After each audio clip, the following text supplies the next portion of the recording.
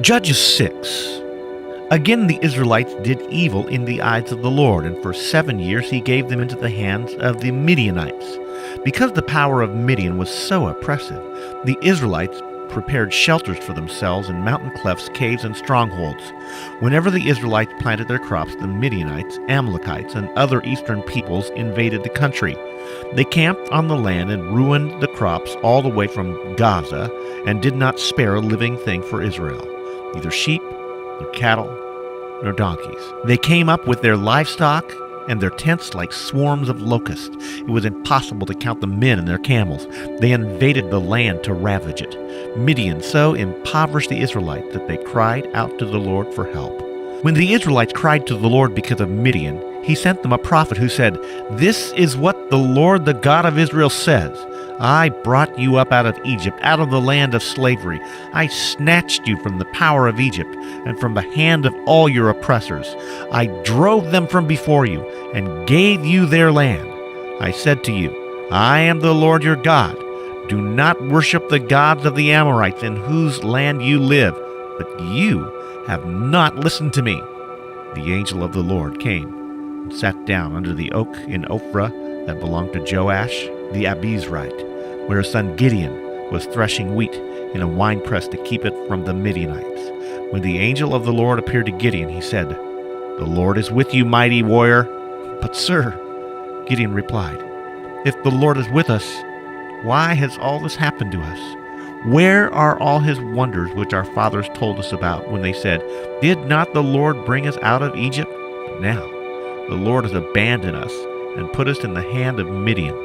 The Lord turned to him and said, "Go in the strength you have and save Israel out of Midian's hand. Am I not sending you?" "But Lord," Gideon asked, "how can I save Israel? My clan is the weakest in Manasseh, and I am the least in my family." The Lord answered, "I will be with you, and you will strike down all the Midianites together." Gideon replied, "If I have found favor in your eyes, give me a sign that it is really you talking to me. Please do not go away until I come back and bring my offering and set it before you." The Lord said, "I will wait until you return." Gideon went and prepared a young goat, and from an ephah of flour he made bread without yeast.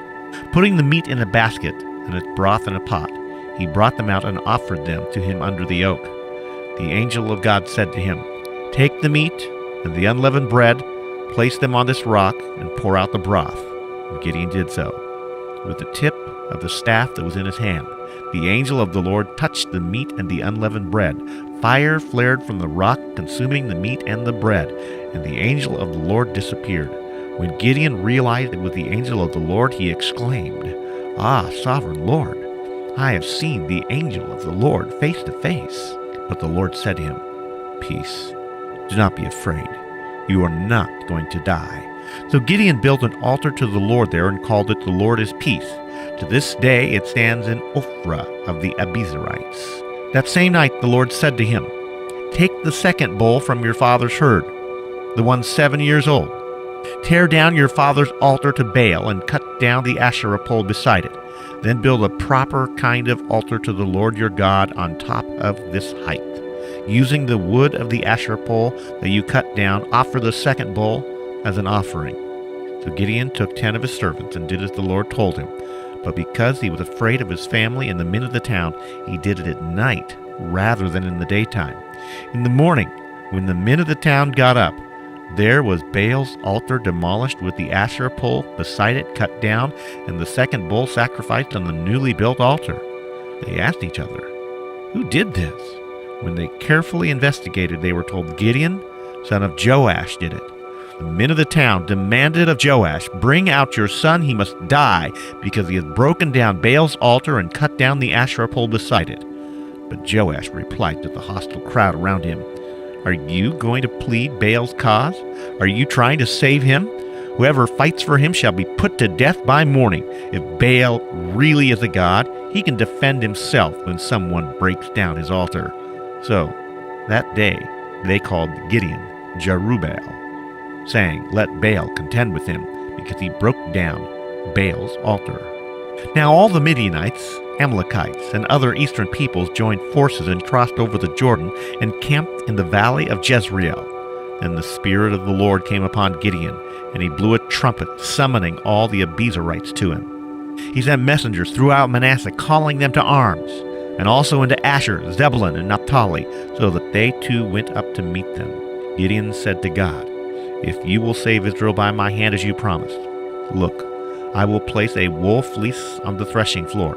If there is dew only on the fleece, and all the ground is dry, then I will know that you will save Israel by my hand as you said." And that is what happened. Gideon rose early the next day. He squeezed the fleece and wrung out the dew, a bowl full of water. Then Gideon said to God, "Do not be angry with me. Let me make just one more request. Allow me one more test with the fleece. This time make the fleece dry and the ground covered with dew." That night God did so. Only the fleece was dry. All the ground was covered with dew.